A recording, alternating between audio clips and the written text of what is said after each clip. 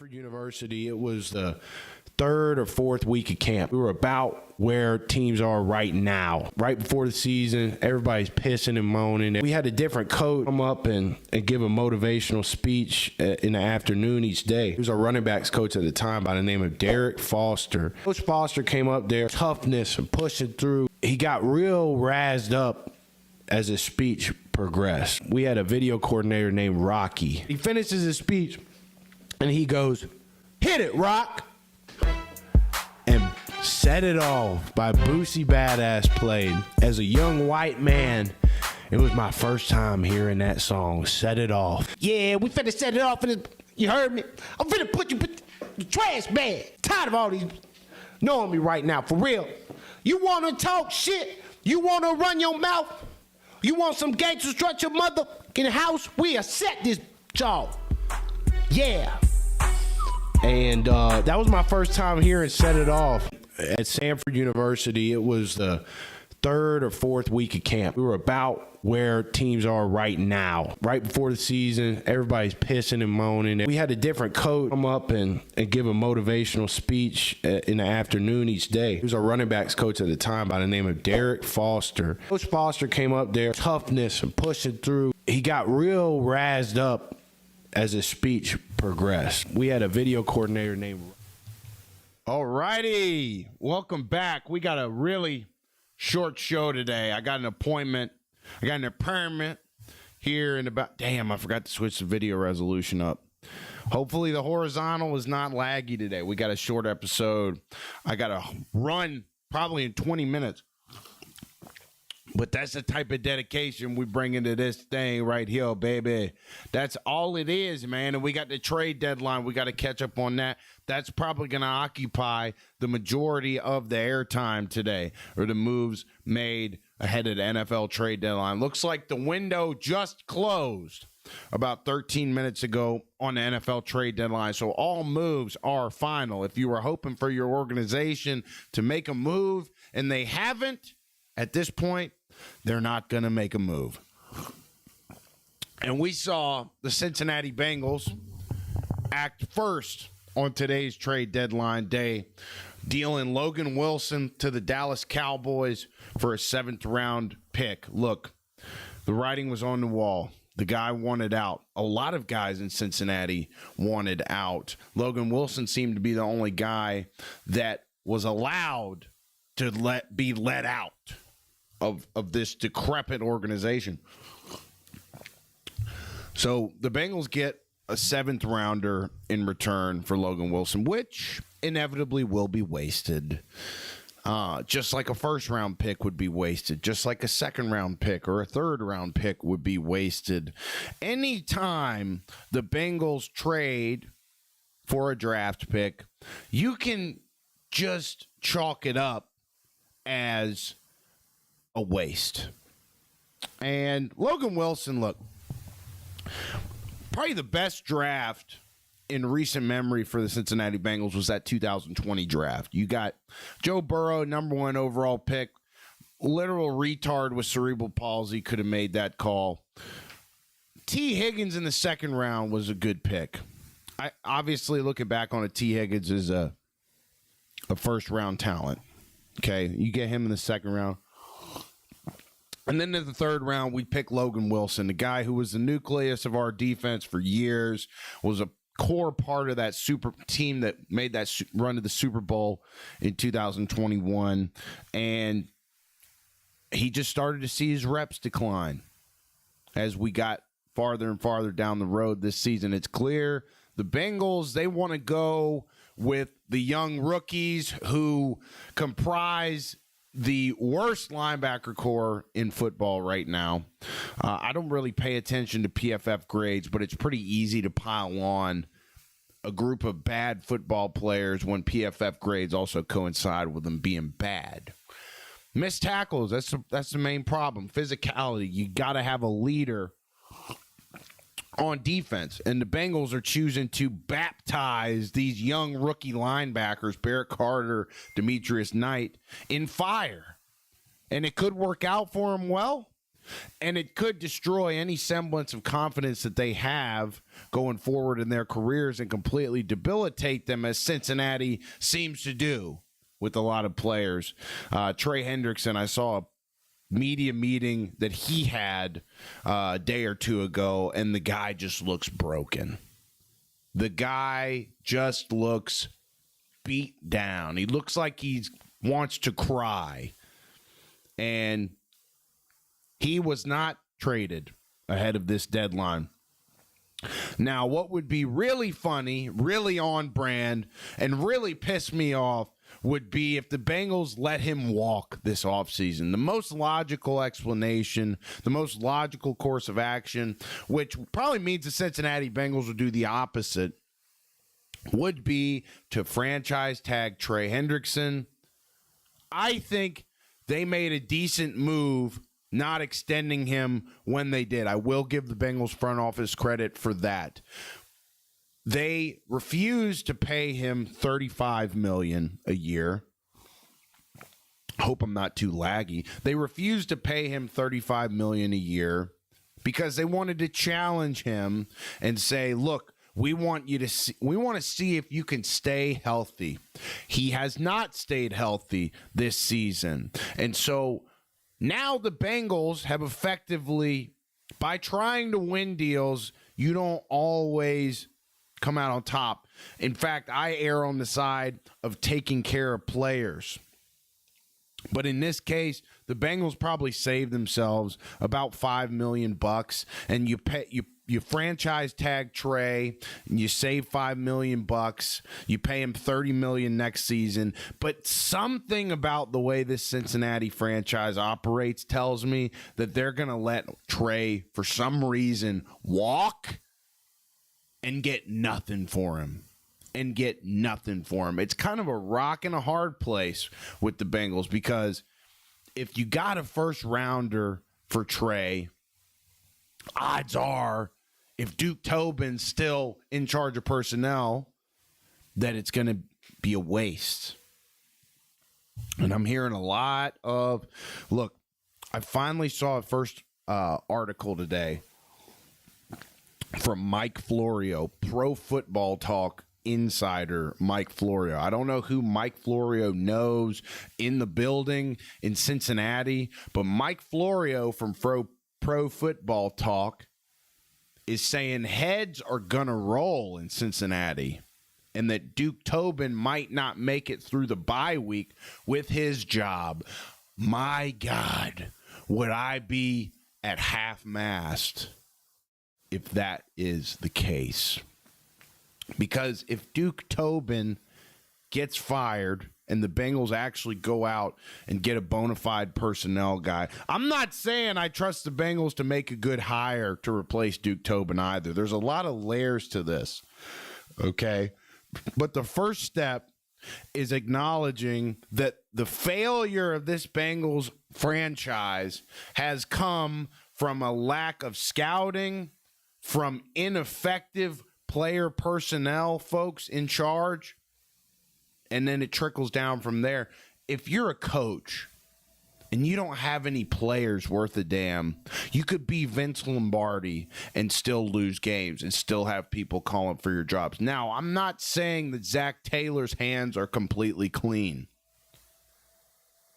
Katie Blackburn, arguably the most cancerous individual in this Bengals organization, who unfortunately cannot and will not be fired, said that they don't believe in job titles at the Bengals. That's why we don't have a real GM. And that's also why Zach Taylor is apparently responsible for half of the player personnel decisions. I'm not in the building. I can't confirm that to be fact. But that's just what I've read. And so you make one move, you trade Logan Wilson away. Arguably still, well, he's not on the team anymore, but when he was on the team, he was the best linebacker on the roster. And they, for some reason, opt to go with these young guys who have been playing absolutely terrible. And you send him somewhere where he can play. Quinnen Williams is headed to Dallas as well, the elite run stuffer. He's headed there from the Jets. The Jets dealt two guys today, two star players on defense. The Jets dealt. They dealt Quinnen Williams, who before the Bengals' historic collapse these last 2 weeks was rumored to potentially have Cincinnati as a landing spot.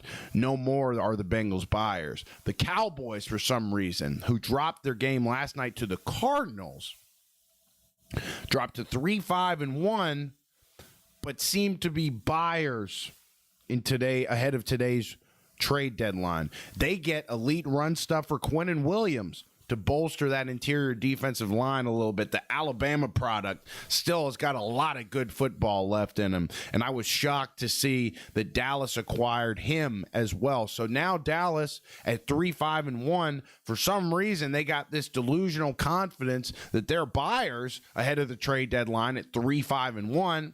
Pick up Quinnen Williams on the interior D-line and Logan Wilson at that Mike linebacker spot. The Dallas Cowboys, another struggling defense in pro football. I think they might be the second worst defense next to Cincinnati.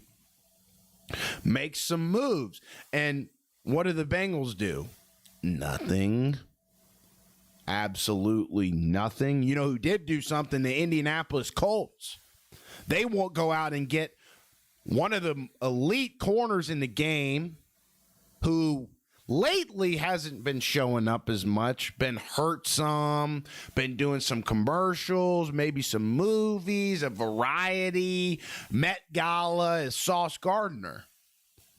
And Sauce Gardner, and we were on to this weeks ago, by the way, here on the podcast, Indianapolis was rumored to have been pursuing another piece at defensive back, and they go out and they get Sauce Gardner for 2 first-round picks, a 2026 first-rounder Indy dealt, and a 2027 first-rounder Indy dealt. You know what that tells me?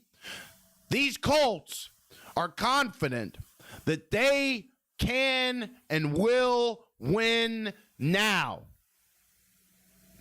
Anything short of an AFC championship appearance for this Indianapolis Colts franchise this season would deem them a failure after they make this move to trade 2 first-round picks to the Jets in exchange for Sauce Gardner. I can't even remember his first name anymore.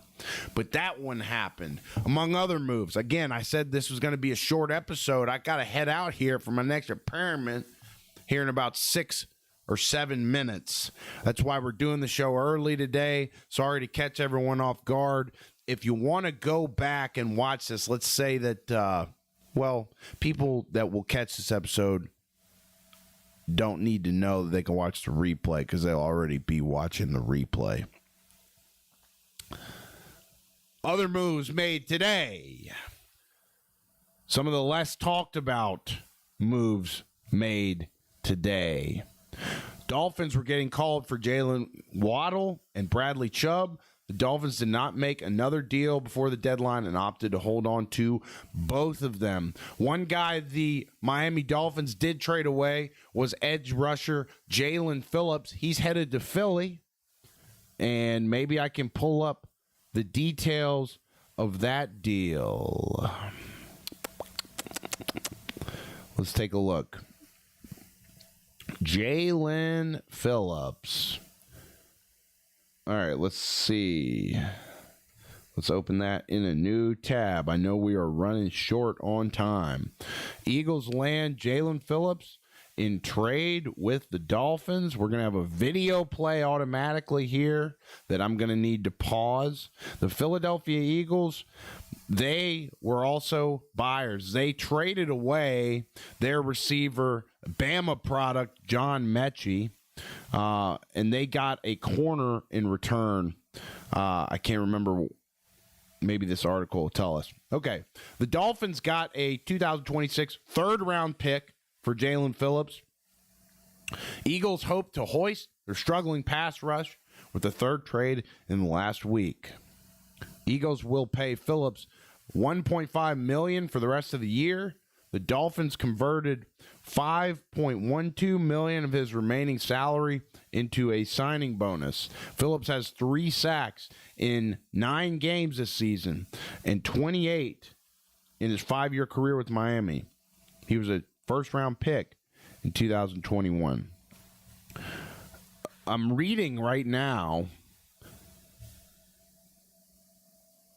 that Sauce Gardner was shocked by the trade to Indy. Sauce Gardner was stunned by the trade, per his brother and agent, Alante Gardner, who told me he learned of the deal around 12:15 in a call from the Jets. They had no inkling before that, he said. Sauce has no negative feelings toward the Jets. He understands it's a business, and we will continue once this tweet loads all the way.